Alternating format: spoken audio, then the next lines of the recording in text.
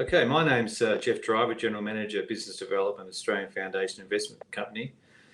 We have with us today David Grace and Kieran Kennedy, both portfolio managers from the group at which we operate.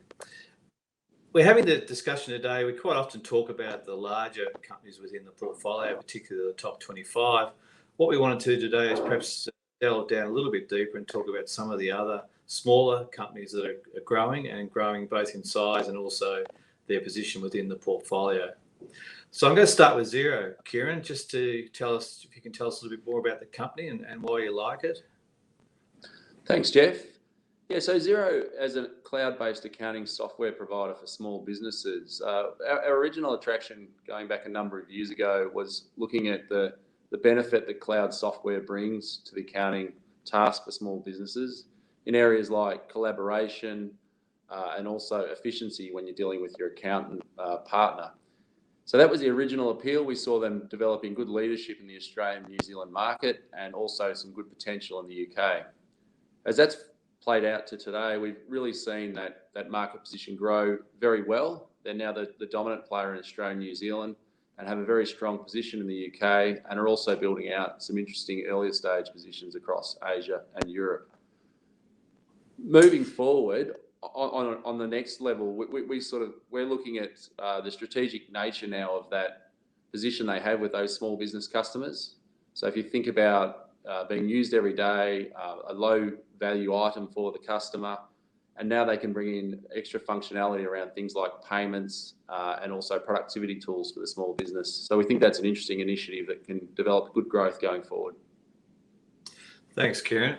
Another company in the portfolio is Mainfreight, which has grown quite substantially over the last few years within the portfolio. It's a New Zealand listed company, so people may not know a lot about it. You want to give us a bit of an overview of Mainfreight? Yeah, sure, Geoff. So Mainfreight's a transport business, as you mentioned, out of New Zealand. Transport's quite a competitive industry traditionally, but when we met with the Mainfreight people, we really quickly recognised the differentiation around their culture. They're a very customer-obsessed business. They're really focused on freight tasks where they can differentiate around offering really high customer service. And in doing that, they really push out the responsibility and autonomy to the branches to make sure the people on the front line are really focused on delivering that excellent customer service. What about the culture of the features? Sorry, Geoff. Yeah, to say the culture of the organisation is one of the main selling points.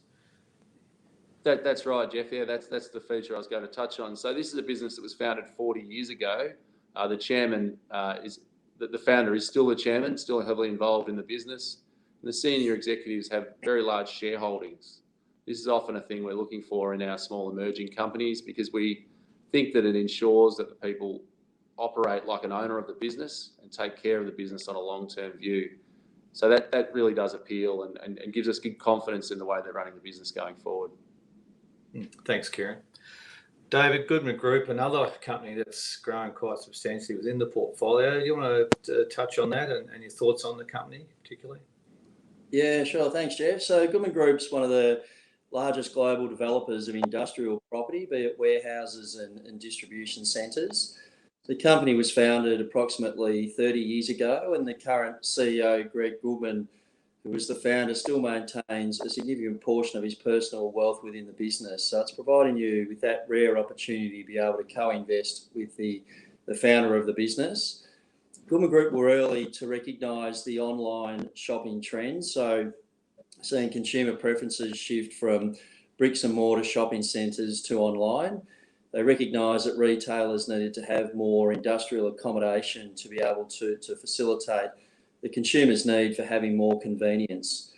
So they source development sites, they bring in third-party capital to help them fund that, and then once the asset has been developed, they'll continue to have an ownership stake, manage the property and deliver additional revenue to shareholders. So the portfolio has changed quite substantially over the last 5 years. The company embarked on an asset sale program of those assets they identified as being B-grade quality. It's meant that billions of dollars of capital has gone from those assets to investing into A-grade assets, or urban infill sites as they call them. And they're sites within global gateway cities where population growth remains strong and they've got really strong access to transport networks. So all trying to address the consumer's increase in demand for convenience. So we think the company has a really strong asset base. It's really well managed and has a long-term opportunity in front of the business given the trend to online shopping.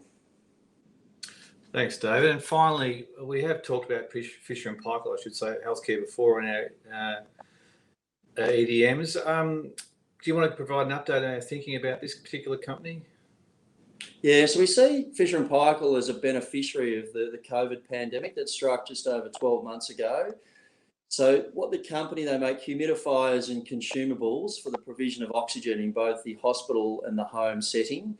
Their nasal high flow technology is a disruptor to conventional oxygen therapy. So they're trying to capture oxygen delivery in the hospital and then continuing with the patient as they move into the home environment.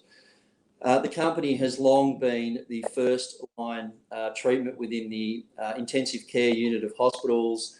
They've struggled traditionally to be able to get within the hospital setting.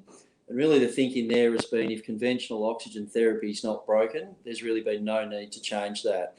However, with the onset of COVID, we've seen COVID patients treated with high flow therapy have had much superior health outcomes. They've had less ongoing medical treatment, and that's enabled them to leave hospital earlier. So physicians now are really seeing the benefit of this technology outside the ICU department. The company's seen the opportunity in front of them. They're investing in manufacturing, they're investing in sales staff to be able to pull through that demand. So I really think the management team is doing an excellent job. There's a long runway of growth in front of the company, and they're really best placed within their industry to be able to capture that.